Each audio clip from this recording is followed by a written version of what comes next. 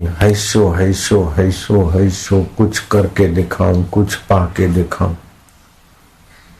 करने और पाने के पार भी कोई चीज है जो शांत होने से परम लाभ होता है। ये लोगों को पता ही नहीं चलता। प्रवृत्ति के बाद निवृत्ति और भगवत ध्यान का महात्मा लोग भूल गए, अशांत हो गए। इतनी बुद्धि मारी गई कि जो आंखों से दिखता है, इंद्रियों से, मन से, बुद्धि में, उसी को मान ले। बुद्धि के पार कुछ है ये पता ही नहीं चलता। सुकरात लोगों को खुला ज्ञान देते थे कि जो दिखता है सब नश्वर है और ये शरीर भी तुम नहीं हो। जैसे घड़े पैदा हो जाते नष्ट हो जाते, ऐसे शरीर सब नष्ट हो जाते।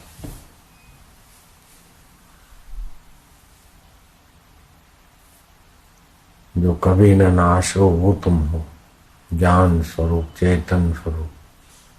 बचपन, जवानी, दुख, सुख सब बदल जाए, उसको जानने वाले सत्ता तुम। तो सुकरात पर आरोप था कि ये दूसरों की बुद्धि बिगाड़ते हैं। उन बुद्धों को पता ही नहीं था कि बुद्धियां जिससे शुद्ध होती है ये दिव्य ज्ञान है। तो फिर सुकरात को मृत्यु दंड दिया उस समय के शासकों ने। उनको घोट के जहर पिलाया जाए, फांसी नहीं जहर पिलाया जाए। बोलते हैं जहर पिलाकर मृत्यु दंड को घोषित हुआ। तो सुकरात इतने तत्व चिंतक थे, इतना ठीक से समझ बैठे थे कि बोले इसमें क्या बहादुरी करोगे, ये तो वैसे ही मरने वाला है, बूढ़ा तो हो गया हूं। जो मरने वाला शरीर है उसको मार डालेंगे तो क्या बहादुरी कर लिया। शासकों के आगे झुके नहीं, कुछ आमद नहीं किया। तो तारीख तय हो गई, जहर घोल के दिया, वह पी दिया। उन्होंने बोला अब तुम घूमोगे तो जहर पैरों तरफ जाएगा, थोड़ा घूमो तो जहर की असर होगी। तो सुकरात घूमने लगे और कहने लगे कि जहर की असर हुई है इस शरीर के पैरों को। इन्होंने ठीक कहा कि घूमोगे तो पैरों में जहर की असर होगी। फिर धीरे धीरे घुटनों में आ रही है। ये बोले अब कमर के तरफ आ रही, जहर की असर हो रही इसको। जो मरने वाला है उसको मैं जान रहा हूं, मैं नित्य हूं और ये अनित्य है, और असर भी अनित्य है, मरना जीना भी अनित्य है। लेकिन ज्ञान सत्ता स्व अपना आपा नित्य है। अब पेट को जहर अपने कब्जे में ले रहा है। अब शरीर सहने के काबिल नहीं है, थोड़ी देर में ये मर जाएगा। जीवन भर जो नहीं समझा है हमने, वो प्रत्यक्ष अब समझाने का मौका आ रहा है। ये मर रहा है, इसकी मृत्यु देखने वाला मैं इससे अछूता हूं। परलय महाप्रलय हो जाता है, फिर भी ज्ञान तो रहता है नहीं कि महाप्रलय हो गया तो प्रलय का साक्षी भी है। प्रलय है तो प्रलय का साक्षी भी है, ऐसे मृत्यु है तो मृत्यु का साक्षी भी है। तो साक्षी की तो मृत्यु नहीं हुई। रोग है तो रोग का साक्षी भी है। तो जो रोग को जानता है वो रोगी नहीं है। जो चिंता को जानता है वो चिंतित नहीं है। जो काले पने गोरे पने को जानता है वो काला और गोरा नहीं है। काला गोरा शरीर है, चिंता मन को है, मृत्यु शरीर को है। चेतन निर्लेप है। अब बोलने का साधन भी खराब हो रहा है, लेकिन मैं जो का त्यों। अब क्या करोगे? बोले इन्होंने मृत्यु दी तुम क्या करोगे? तुम मेरे को गाड़ दोगे रोते रोते, और क्या करोगे? लेकिन खबरदार, न मैं कभी मर सकता हूं न गड़ सकता हूं। मैं तो सभी को गाड़ने के बाद भी सर्वव्यापी चिदानंद रूप में रहूंगा। और वास्तव में सुकरात ने कईयों को गाड़ दिया, अभी भी सुकरात मौजूद है। ब्रह्म तो अभी भी है, वो अपने को ब्रह्म जान चुके थे।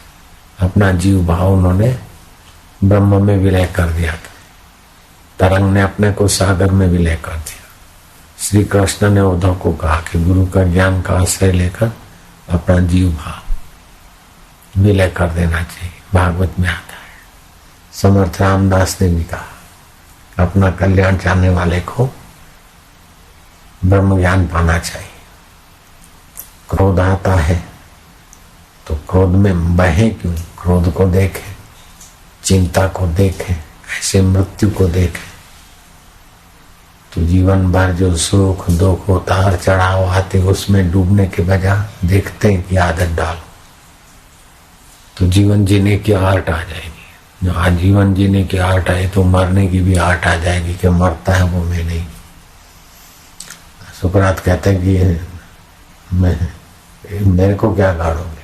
मैं तो सबको गाड़ने के बाद भी रहूंगा। तो ब्रह्म में तो कई पैदा हो के गड़ जाते, लेकिन ब्रह्म सुकरात ब्रह्म रूप में है, सर्वत्र है, अभी भी स्मृति है। आदत सुकरात को मिटा नहीं सके, जहर दिया, मृत्यु दंड दिया, फिर भी सुकरात मरे तो नहीं, अभी भी आदर से समझदारों के दिल दिमाग में है, उनके वाचा में है। तो जीवन जीने की तरकीब टॉलस्टॉय को भी बहुत बड़ी थी, सुकरात को। ये तत्व चिंतक पुरुष हो गए। कहने का तात्पर्य यह है कि अपने अहंकार को पोषने की जगह पे तो सारी दुनिया परेशान है। अहंकार को विलय करने की जगह पे जो चले वो महापुरुष हो गए। मेरे गुरुजी का एक सेवक था, वीरभान सागर उसका नाम था। तो उसको गुरुजी खुले आम खड़ा करके उठ बैठ कराते, खास सेवक था।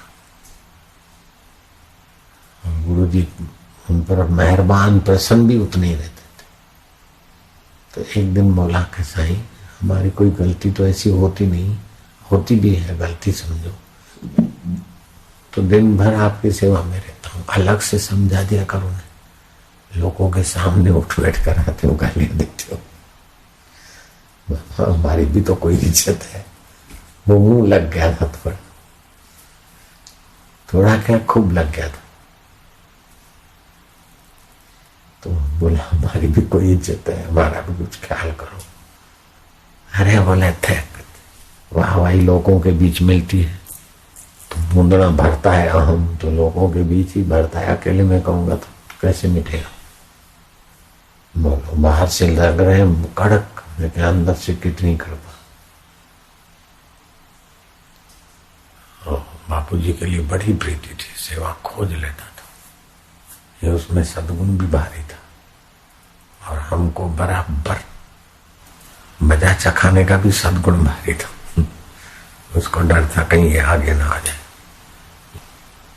फिर भी गुरु का द्वार हम नहीं छोड़े तो हमको तो फायदा हो गया। तो ईश्वर प्राप्ति के रास्ते जितना भी विघ्न, बाधा, दुख, कष्ट,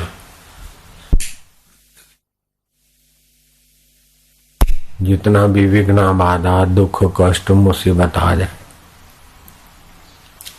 लेकिन उद्देश्य ईश्वर प्राप्ति का पक्का हो तो दुख बाधा नहीं टिक सकता। जिनका उद्देश्य ईश्वर प्राप्ति का नहीं है, थोड़ी असुविधा है तो बोले मैं तो घर चला जाऊंगा,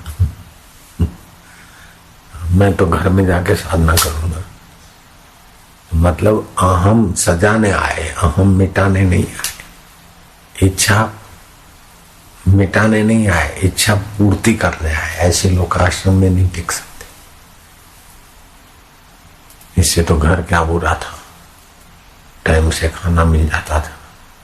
अरे बंधु राजा भरत चक्रवर्ती राज छोड़कर भिक्षा करते थे, टाइम से खाना खाओ और मरो, घर में रहो।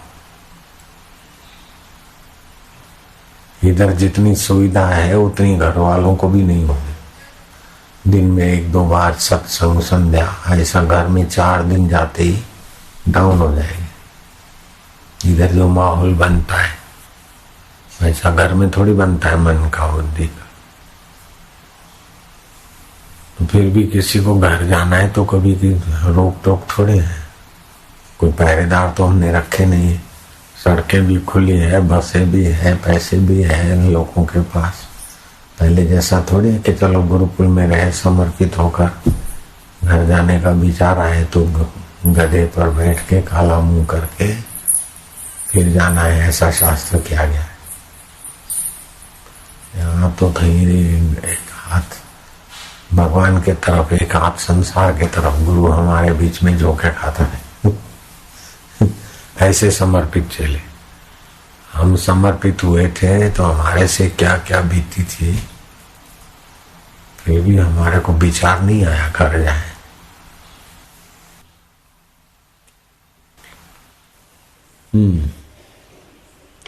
बालकों में बालकवत, वृद्धों में वृद्धवत, मूर्खों में मूर्खवत, और धैर्यवानों में धैर्यवान, और दुख में भी धैर्यवान है। वह सदा पुण्य करता, प्रसन्न, मधुर वाणी संयुक्त, हृदय से सदा तृप्त और सर्वथा कोमल भाव, चंद्रमा की नाई शीतल और पूर्ण होता है। जैसे वसंत ऋतु के आए से रस, फूल, फल सब प्रकट हो जाते हैं, वैसे ही जिसका हृदय शुद्ध हुआ है वह ज्ञानवान का बल, वीर्य और तेज, ये तीनों तत्व के साक्षात्कार से बढ़ते हैं। हे राम जी, देखो वसंत ऋतु आने से फूल, फल, रस बढ़ता है, ऐसे आत्मचिंतन से बल, तेज और आनंद बढ़ता है। आत्मदेव का जैसा प्रभाव है। वसंत ऋतु तो साल में किसी समय आती, लेकिन हर रोज खुशी, हर दम खुशी, हर हाल खुशी। जब आशिक मस्त फकीर हुआ तो फिर क्या दिलगिरी बाबा। एक फकीर बैठे थे, बोले बाबा देखो बारात जा रही है। अरे बोले वो तो जीवन में एक बार ही शादी है बेचारे की। बोले तो महाराज तुमने शादी की? बोले अरे मैंने तो इतनी शादियां कर रही। कितनी शादियां की? बोले हर रोज खुशी, हर दम खुशी, हर हाल खुशी, हर रोज मुबारकबाजी है, हर रोज नई एक शादी है। बोले बाबा रोज शादी करते? बोले हाँ, हर रोज मुबारकबाजी है, हर रोज नई एक शादी है। जब आशिक मस्त फकीर हुआ तो फिर क्या दिलगिरी बाबा। जो जीवन से थके हारे मांदे और अपने नित्य स्वभाव से विमुख है और मरने वाले शरीर को मैं मानने में उलझे हुए हैं, नश्वर संसार को पकड़कर सुखी होने में उलझे हुए हैं, उनके लिए तो जीवन नीरस हो जाता है, संसार दुखालय। लेकिन जिसको परमात्मा ज्ञान का प्रसाद मिल गया, गुरु की कृपा जिसने पचा ली, उसके लिए तो जैसे सूर्य इतना पुराना होते हुए भी सूर्य रोज नित्य नया सूर्योदय, रोज नित्य नया सूर्योदय। सूर्य तो पुराना है लेकिन रोज दिन नया उभरता है। ऐसे ही हर रोज मुबारकबाजी है, हर रोज ब्रह्म सुख की लहर है, हर रोज नई एक शादी, एक नई खुशी है, ब्रह्म सुख। शादी माना शाद आबाद रखने वाली धारा, ऐसा नहीं काम विकार में गिरने वाली शादी। तो ठीक, हर रोज नई एक शादी है, हर रोज मुबारकबाजी है। दूल्हे को तो कभी कोई मुबारक देता, हम तो जहां भी जाते हर रोज मुबारकबाजी है। कितने लोग खड़े मिलते खाली दर्शन करके मुबारक देने खुशी तक। हर रोज नई एक शादी है, हर रोज मुबारकबाजी है। जब आशिक मस्त फकीर हुआ तो फिर क्या दिलगिरी बात। एक संत ने कहा, उनका चेहरा तो मेरे सामने अभी भी दिख रहा है, शरीर नहीं उनका। बड़े मस्त रहते थे। बोले भगवान की दो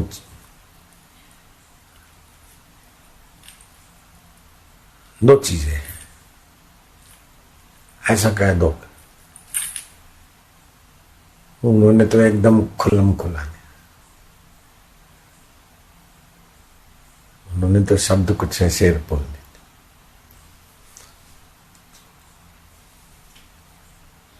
तो एक राजा को बोला, एक है अमीरी और दूसरी है फकीरी। ईश्वर ने तुमको अमीरी दी और मेरे को दी फकीरी। तू अमीरी के साधन जुटाकर खुश होने में मजदूरी कर, और मैं निष्फिकर होकर अपने आप में खुश हूं। बोले महाराज, हमारे महल के सामने पड़े थे आप रात को, नींद कैसी आई? बोले कुछ तो तेरे जैसी आई और कुछ तो बहुत बढ़िया आई। बोले मेरे जैसी? महाराज मैं तो महल में था, आप तो मंदिर के उस प्रांगण में पड़े थे लावारिस जैसे। बोले देखो, महल में सो चाहे लावारिस की नहीं सो, जब नींद आती है तो महल वाले को पता नहीं होता मैं महल में हूं, और फुटपाथ वाले को पता नहीं होता फुटपाथ। नींद में दोनों बराबर होते। तो गहरी नींद में तो तुम्हारे जैसी, कुछ तुम्हारे जैसी, कुछ तुमसे बढ़िया। और तुम जब जगते थे तो रानी के हाड़ मांस को इधर उधर करके और अपना वीर्य नाश करके सुखी होने के लिए मजूरी करते थे। और मैं जब जगता था तो आनंदो अहम, चैतन्यो अहम, साक्षी हम, सोहम। तो तुम तो विषय विकारों में अथवा सुविधाओं के अहम में उलझ रहे थे और हम परमात्मा में सुलझ रहे थे। तो कुछ तो नींद तुम्हारे से बढ़िया करते हम लोग फकीर, और कुछ तुम्हारे जैसे करते। राजा की बुद्धि थोड़ी बहुत ठीक ठाक थी। अहंकारी राजा होता तो ये महाराज को ठीक कर दो, लेकिन समझदार राजा था तो अपनी बुद्धि को ठीक करने के रास्ते लगा। नारायण, सत्ता मिलना कोई बड़ी बात नहीं, लेकिन सत्ता मिलने के बाद सत्ता का सख्त उपयोग करें। सत्य को पाने के लिए निष्काम भाव से सत्ता का सख्त उपयोग करें। खुशामद के लिए चमचों के तरफ झुकाव, किसी से द्वेष का बदला लेने में लग जाए तो सत्ता का दुरुपयोग करने का फल भी उन सत्ताधीशों को, विचारों को, फिर भगवान करे सबका मंगल, लेकिन बहुत कष्ट रहता है। राजा की नृग राजा क्रिकेट बन गए, बोलो, कोई राजा प्रेत बन गए, कोई कुछ हो गया। इतिहास पढ़ते तो भगवान सबको सद्बुद्धि दे। 4 दिन की सत्ता में या धन में, दौलत में, जुआनी में इतराना नहीं चाहिए। नारायण नारायण नारायण, आखिर ये सब छूट जाएगा। जो नहीं छूटता उस प्रभु को प्रेम करना सीखो। जो इंद्रियों से और मन से, बुद्धि से पकड़ में आता है वो सब माया है, सब बदलने वाला है। बुद्धि के पार जो है सार्थक। मति न लखे जो मति लखे, जो बुद्धि जिसको जान नहीं सकते, बुद्धि को जो जानता है। ऐसे तक तो मेरा मन करना बहुत ऊंची साधना। शोधी ले निज घर मापे, खोज रे अपने आप में खोज। काहे को बाहर भटके, ये मिले तो सुखी हो जाऊं, वो मिले तो सुखी हो जाऊं। अरे तू नहीं है तो इन कई वस्तुओं की क्या कीमत है? इनको तो पता नहीं। ठीक है, कर लिया, आके अपने आप में तृप्त। नारायण नारायण, सतृप्तो भवति, अपने आप में, अंतरात्मा में सुखी रहना सीखो। चीजों वस्तुओं की बाहुलता की गुलामी मत करो। कम है, ज्यादा है, ठीक है, पसार हो रहा है, सब नाश की तरफ जा रहा है, सब बीत रहा है समय के प्रवाह में। शनिचर का ग्रह 88 करोड़ माइल दूर क्या क्या बताते बेचारे। फलाना ग्रह ये 1 सेकंड में 260 किलोमीटर घूमता है। वो दूरबीन दिखाने वाले आए, बताए ये ग्रह ऐसा है, सब घूम रहे, नवग्रह घूम रहे, लेकिन कभी टकराते नहीं। कैसी व्यवस्था उस चैतन्य की, कितना अनुशासन है उसका। सूर्य भी घूम रहा, पृथ्वी भी घूम रही, नवग्रह घूम रहे, और भी सब घुमैया है, फिर भी कैसा तालबद्धता है, कैसी उसकी लीला है। वाह प्रभु, इसको बोलते हैं अविकम्प योग। बैठे ध्यान समाधि शांति, तब ध्यान योग, और खुली आंख तो भगवान की लीला, और काम काज में भी भगवान की सत्ता, इसको बोलते अविकम्प योग। मैं 2 घंटे तो ध्यान में बैठ सकता हूँ, फिर मन कंट्रोल में नहीं रहता, तो 2 घंटे बैठ सकता है। खाक बैठा तो मैं, और 2 घंटे बैठा तो कभी कम बैठेगा तो दुखी होगा, बुढ़ापा भी आएगा। मैं कौन हूं? बैठा तो शरीर बैठा, अच्छा है, लेकिन ज्ञान का भी आश्रय लो। बीमारी हो, हाय हाय करते हो, तब भी कोई ऐसी जगह है जहां ना बीमारी है ना हाय हाय है, उस ज्ञान में हो। अभिकंप योग, जैसे ग्वाल गोपी, गोपी, गो माना इंद्रिया, इंद्रियों के द्वारा भी रस पिए वो गोपी। जहां देखे साधु भाई सहज समाधि भली, गुरु कृपा भई जा दिन दिन अधिक चली। जहां जहां डोलूं, जहां जहां खाऊं, जहां जहां जाऊं, सब ईश्वरी है, आनंद। ईश्वर की ऐसी स्मृति, ईश्वर का ऐसा ज्ञान पालो। अविकम्प योग। बोले महाराज तुम दुखी नहीं होते? बोले दुख आता है। तुम सुखी नहीं होते? बोले सुख आता है। तो महाराज फिर आप सुखी नहीं होते? बोले नहीं, हम डूबते नहीं उसमें। दुखी नहीं होते? बोले डूबते वो दुखी होते, वो आता है, पसार हो जाए। समुद्र की तरंग आए, अच्छी आए तो उसी में भी नहीं डूबते, गंदी आए उसी में भी नहीं डूबते, किनारे मजा लेते। कितना सरल ज्ञान। ईश्वर प्राप्ति कोई कठिन थोड़ी है, लेकिन उसकी भूख नहीं इसलिए कठिन लग रही। नश्वर संसार की ऐसी बेवकूफी घुस गई है कि संसार ऐसा करूं ऐसा, वो संसार का करने से मिलता है नहीं तो समझते यहाँ भी कुछ करेंगे तभी पाएंगे। अरे करेंगे तो कभी कभी ऐसा है, न करने में आ जाओ और ऐस को देखो, बड़ा सरल है, मौज ही मौज।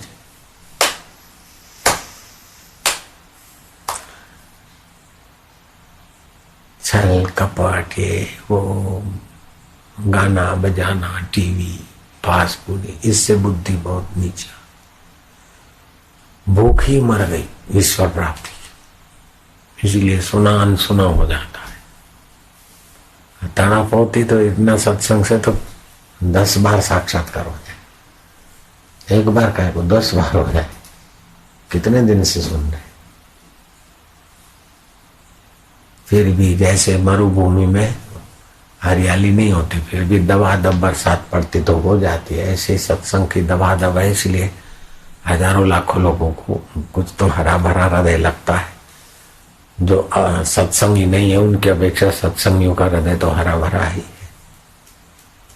भले साक्षात्कार की ऊंचाई तक नहीं पहुंचे, फिर भी सामान्य व्यक्ति जैसे दुखों की चोटें तो नहीं लगती सत्संगी होने के बाद, दीक्षा लेने के बाद। इतनी सुख की लोलुपता नहीं है, कितनी ऊंची बात है। लोग जहां पच मर रहे हैं वहां दीक्षा और सत्संग वाले मौज मार रहे हैं, कितनी बड़ी उपलब्धि है। ओ नारायण नारायण। तो पूरा करो भाई साहब।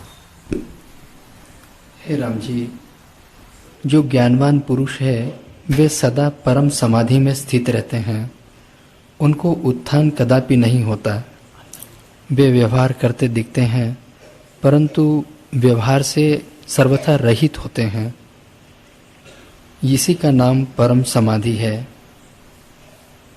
जिस आनंद के ओर ब्रह्मा विष्णु रुद्र आदि सभी ज्ञानवानों की वृत्ति दौड़ती है, वही आत्मानंद पद है।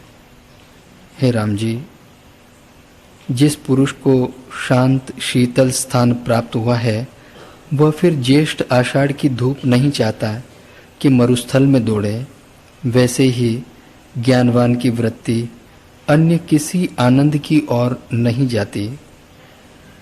हे मुनीश्वर, मैंने तो ऐसा निश्चय किया है कि तृष्णा का सा ताप कोई नहीं और अतृष्णा की सी शांति कोई नहीं। यदि कोई पुरुष परम ऐश्वर्य को प्राप्त हुआ हो, तृष्णा बड़ा दुख देती है। यह खपे खपे खपे, तृष्णा जैसा कहीं ताप नहीं है। और तृष्णा रहित वाला जितना कोई शांति सुख नहीं। संसार चित्त में है, मन में है। मैं इसको जानने वाला संसार से न्यारा, अपने ओम स्वरूप आत्मा में प्यारा। ऐसा अभ्यास करने से आत्मा में स्थिति जल्दी हो जाएगी। ओम ओम माना संसार मुझ में नहीं है, पुण्य पाप मुझ में नहीं है, बीमारी शरीर में, पुण्य पाप मन में, मैं परमात्मा में, परमात्मा मुझ में। ओम ओम ओम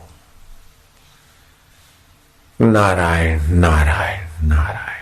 आत्मा से विमुख होकर मन इंद्रियों में देखता है तो संसार दिखता है, और आत्मा के सन्मुख होकर देखे तो संसार है ही नहीं। गहरी नींद में संसार कहाँ रहता है, दुख चिंता शोक कहाँ रहता है, लेकिन वहां अज्ञता रहती है। ज्ञान में अज्ञता मिट जाती है, जान रहे निसंकल्प दशा। एक विचार उठा, दूसरा उठने को है, उसके बीच की अवस्था वही परमेश्वर सत्ता है, निसंकल्प। श्वास गया तो ठंडा, बाहर आए तो गर्म, गया और आया बीच की अवस्था उसी सच्चिदानंद की, उसी का ओम नाम, अंतर्यामी नाम। इतना सरल है, लेकिन बुद्धि संसार में उलझ गई और संसार की बातों से भर गई, इसीलिए परमात्मा कठिन हो गई। नहीं तो परमात्मा पहले भी है, बीच में भी है, बाद में भी है। बुद्धि के निर्णय के पहले परमात्मा, निर्णय के समय परमात्मा, निर्णय के बाद, परिणाम के बाद भी परमात्मा। ऐसा आत्मदेव भगवान है कि नहीं संदेह हो सकता है, लेकिन मैं हूं कि नहीं संदेह होता है क्या? जो सदा हूं, बीमार हूं, तंदुरुस्त हूं, माई हूं, भाई हूं। ये माई भाई बीमारी तंदुरुस्ती कल्पना है, मैं हूं जो है उसी में जो वो सदा शांति है।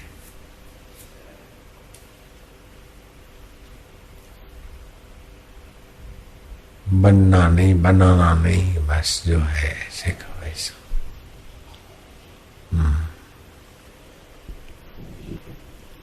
हे राम जी, संवित रूप आलय सा स्थिर स्थान है, उसी में स्थित हो रहो।